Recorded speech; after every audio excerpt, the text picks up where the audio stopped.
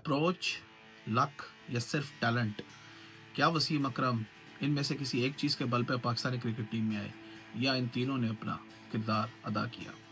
दोस्तों, वसीम अकरम की ज़िंदगी से मुतल्लिक आप लोगों ने बहुत सी कहानियाँ सुनी होंगी, लेकिन ये कहानी जो आज मैं आपको बताऊंगा इससे पहले कभी नहीं बताई गई। ये कहानी आपको ये बताएगी कि वसीम अकरम एक स्ट्रीट बॉय क्रिकेटर से पाकिस्तानी क्रिकेट टीम में without any first class match खेले कैसे आए। और ये आपको ये भी साबित करेगी कि पाकिस्तानी क्रिकेट टीम में आने के लिए सिर्फ टैलेंट ही ज़रूरी नहीं होता, उसके साथ और बहुत सारी चीज़ें को करनी पड़ती हैं, देखनी पड़ती हैं। तो आइए दोस्तों, वसीम अकरम की ज़िंदगी की एक कहानी देखते हैं। इस वीडियो को पूरा देखिएगा क्योंकि ये स्टोरी आज से पहले कभी नहीं बताई गई है।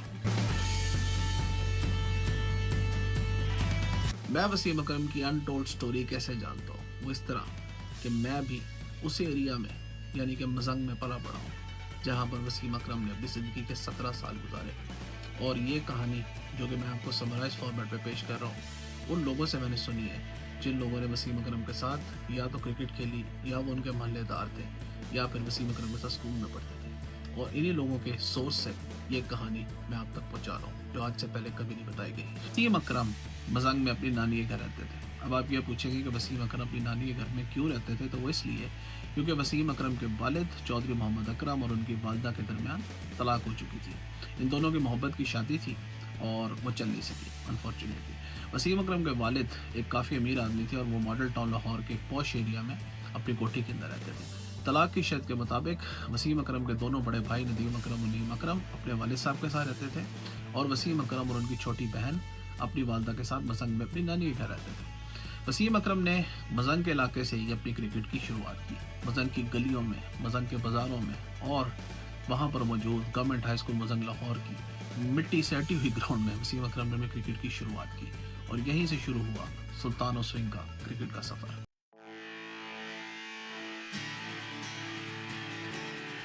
हार भरवा के चिकने चिकने पात पालने में नजर आ जाते हैं।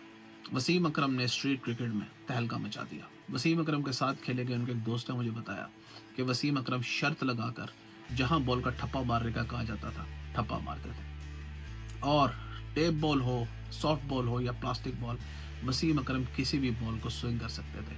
वसीम अकरम के नाम का डंका स्ट्रीट क्रिकेट में बजने लगा था। एक दिन वसीम अकरम अपनी स्ट्रीट के अंदर क्रिकेट खेल रहे थे तो उनके ही मोहल्ले के पास एक आदमी रहते थे जो कि यूपीएल की सेकंड या थर्ड डिवीजन की टीम में खेला करते थे। उन्होंने जब वसीम अकरम की बॉलिंग देखी तो वो हैरान रह गए। उन्होंने वसीम अकरम को बुलाया और कहा, बेटा तुमने इतनी स्विंग करनी कहाँ से सीखी? वसीम अकरम ने कहा कि मैं लंबा हूँ, नेचुरली मेरा हाथ जब ऊपर से आता है तो ये स्विंग करता है फ्लिक की वजह से। उन्होंने वसीम अकरम से कहा कि बेटा स्ट्रीट क्रिकेट से निकलो और अब प्रॉपर क्रिकेट खेलना शुरू करो क्योंकि तुम्हारे अंदर टैलेंट तो कूट कूट के भरा हुआ है। तो ये शख्स वसीम अकरम को लेकर साउथ खान के पास गए, Ludhiana cricket club. South Khan वो आदमी जिन्होंने पाकिस्तान के ग्रेट इमरान खान को भी एक दौर में हेल्प की थी बॉलिंग के अंदर। साउथ खान एक मंजे हुए कोच थे और इन्होंने वसीम अकरम को जब नेट्स पर बॉलिंग करते देखा तो उन्हें अंदाज़ा हो गया कि इस बच्चे में कितना टैलेंट है। यहाँ साउथ खान ने वसीम अकरम को अपनी सरपरस्ती में ले लिया और वसीम अकरम स्ट्रीट क्रिकेटर से निकल के अब प्रॉपर हार्ड बॉलिंग क्रिकेट खेल रहे थे और इनका एक सफ़र एक कदम और आगे ले चुका था।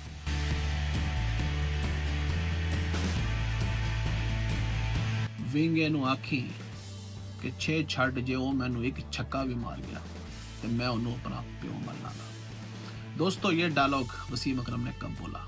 वसीम अकरम के एक मोहल्लेदार ने मुझे ये एक छोटी सी इंटरेस्टिंग स्टोरी बताई। हार्ड बॉल क्रिकेट ज्वाइन करने के बाद वसीम अकरम ने स्ट्रीट क्रिकेट या टेप बॉल क्रिकेट छोड़ दी थी। वसीम अकरम की क्रिकेट छोड़ने के बाद उनके ज़माने का एक ऐसा बैट्समैन जिसने तहलका मचाया हुआ था टेप बॉल क्रिकेट में, उसने ये कहना शुरू कर दिया कि वसीम अकरम ने उसके डर से टेप बॉल क्रिकेट छोड़ी है। इस बैट्समैन का नाम था विंगा रॉकेट। इसका असल नाम मुझे नहीं पता क्योंकि जिस शख्स ने मुझे स्टोरी बताई है उसने उसका असल नाम मुझे बताया ही नहीं। ये बंदा लाहौर के टेप बॉल बॉलर्स के लिए उस वक्त टेरर बना हुआ था। ये क्या क्या के बॉलर्स को छक्के मारता था और यही ये कहता फिरा था कि वसीम अकरम ने उसके डर की वजह से टेप बॉल क्रिकेट छोड़ी है। वसीम अकरम तक जब ये बात पहुंची तो वसीम अकरम ने मुस्कुरा के कहा कि डरदा तो मैं अपने प्यो को भी नहीं। विंगे नू क्या जद चाहे जिथे चाहे मैदान से जाला जे ओ मैनू एक छक्का भी मार गया तो मैं उन्होंने अपना प्यो मार लांगा। तो दोस्तों, इन शख्स के मुताबिक ये बैटल हुई लाहौर की हाई कोर्ट के पीछे वाली सड़क पर, जबकि एक शख्स ने कहा कि ये बैटल हुई थी लाहौर की असेंबली हॉल के ग्राउंड में। विंगे और वसीम अकरम का सामना हुआ और वसीम अकरम ने वही बात दोहराई कि 6 छोड़ो, एक छक्का मार के दिखा दो तो मैं तुम्हें अपना बाप मान लूंगा। और दोस्तों विंगा छक्का तो क्या मारता, वसीम अकरम ने ऐसी शानदार बॉलिंग की कि विंगा सिर्फ 2 बॉलों को टच कर सका और उसको जलील करने के बाद वसीम अकरम एक मुस्कुराहट के साथ हमेशा के लिए टेबल क्रिकेट को अलविदा कह गए।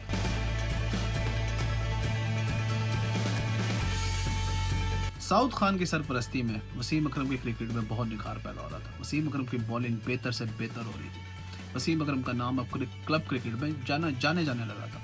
लेकिन अनफॉर्चुनेटली वसीम अकरम को भी किसी प्रोफेशनल टीम की तरफ से खेलने का मौका नहीं मिला था। वसीम अकरम ने अंडर 15 के ट्रायल्स दिए, अंडर 19 के ट्रायल्स दिए, लेकिन वसीम अकरम की सिलेक्शन नहीं हुई। साउथ खान भी इस चीज़ से काफ़ी फ्रस्ट्रेटेड थे और वो सिस्टम को कोसते थे। वसीम अकरम भी सोचते थे कि आखिर उनमें क्या कमी है कि उनकी सिलेक्शन नहीं हो पा रही, और आखिर उन्होंने इस चीज़ का जिक्र अपने वालिद से कर दिया। दोस्तों वसीम अकरम के वालिद एक अमीर आदमी थे और एक काफ़ी अप्रोच वाले आदमी थे।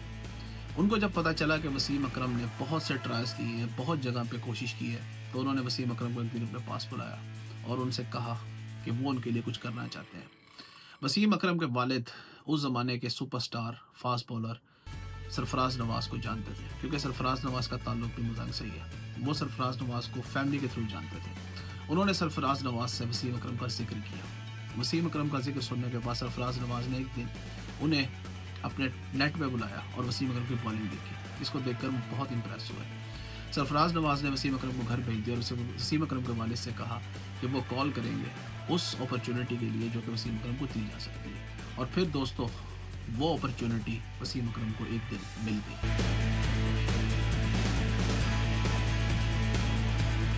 वसीम अकरम की उम्र उस वक्त 17 साल थी।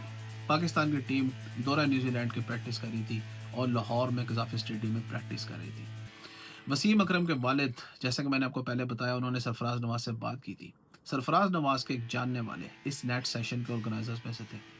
उन्होंने उस बंदे को फ़ोन किया, यानी सरफराज नवाज़ ने उस बंदे को फ़ोन किया और उनसे कहा कि नेट बॉलर्स के लिए एक लड़का मैं आपको रिकमेंड करता हूँ, उस लड़के को आप ज़रा प्रोमिनेंट तरीके से बॉलिंग करवाइएगा ताकि वो दूसरों की नज़रों में आ जाए। उस शख्स ने वसीम अकरम को हाँ कर दी और वसीम अकरम पाकिस्तानी क्रिकेट टीम के नेशनल कैंप के अंदर पहुंच गए। वसीम अकरम नेट बॉलर थे, तो उन्होंने वहां पर देखा कि जावेद मियांदाद, अब्दुल कादिर, सलीम मलिक और बड़े बड़े क्रिकेटर्स वहां पर मौजूद थे और नेट प्रैक्टिस कर रहे थे। उस बंदे ने कोशिश की कि वसीम अकरम बड़े बड़े स्टार्स को बॉलिंग करे। उन्होंने वसीम अकरम से कहा कि अपनी बेस्ट देना यहाँ पे नेट के अंदर, क्योंकि शायद तुम यहाँ पर नोटिस हो जाओ। ये अपॉर्चुनिटी किसी बड़े बड़े फर्स्ट क्लास क्रिकेटर को भी नहीं मिलती, ये तुम्हारे लिए लक है। वसीम अकरम नेट्स पे बॉलिंग करते रहे और फिर वो मौका आया जिसका वसीम अकरम को इंतज़ार था। और दोस्तों वो मौका ये था कि जावेद मियांदाद नेट करने आ गए। जावेद मियांदाद उस ज़माने के टॉप 5 बैट्समैनों में से एक थे, जैसे Viv Richards, Sunil Gavaskar, Gordon Greenidge वगैरह। जावेद मियांदाद का नाम उस वक्त दुनिया क्रिकेट में बड़े इज्जत से लिया जाता था। मैंने एक पुराने अखबार की जो है वो न्यूज़ पढ़ी जिसके अंदर विव रिचर्ड्स का कहना यह था कि मेरी ख्वाहिश है कि जावेद मियांदाद बैटिंग करते रहे और मैं देखता रहूँ। ये हो रहा था जावेद मियांदाद का। खैर दोस्तों, जावेद मियांदाद बैटिंग प्रैक्टिस के लिए नेट पर आए तो वो बंदा जिसने वसीम अकरम को सरफराज नवाज़ से कहने पर रखा था, उसने वसीम अकरम को बुलाया और कहा, देखो जावेद मियांदाद को जब तुम बॉलिंग करो तो उन्हें बाउंसर मारना। ऐसा उन्होंने क्यों कहा?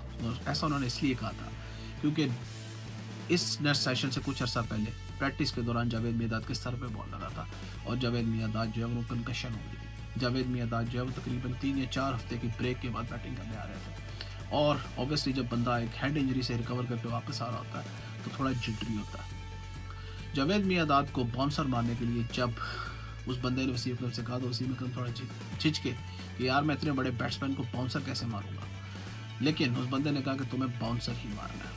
खैर वसीम अकरम ने स्ट्राइड ली, भागे और जावेद मियांदाद को एक लीथल बाउंसर मारा जो कि सीधा जावेद मियांदाद के हेलमेट पे लगा। जावेद मियांदाद ने अपने आप को रिकवर किया और बैटिंग छोड़ के चले गए। थोड़ी देर के बाद उस बंदे को जो है वो ये इतला मिली कि जावेद मियांदाद ने वसीम अकरम को अंदर बुलाया।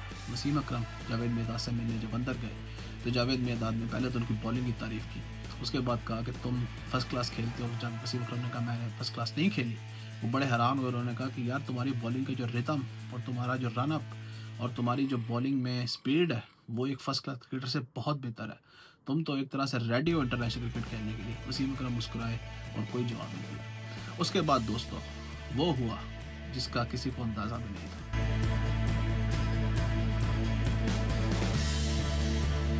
जावेद मियांदाद ने यह स्टोरी जाकर इमरान खान को बताई।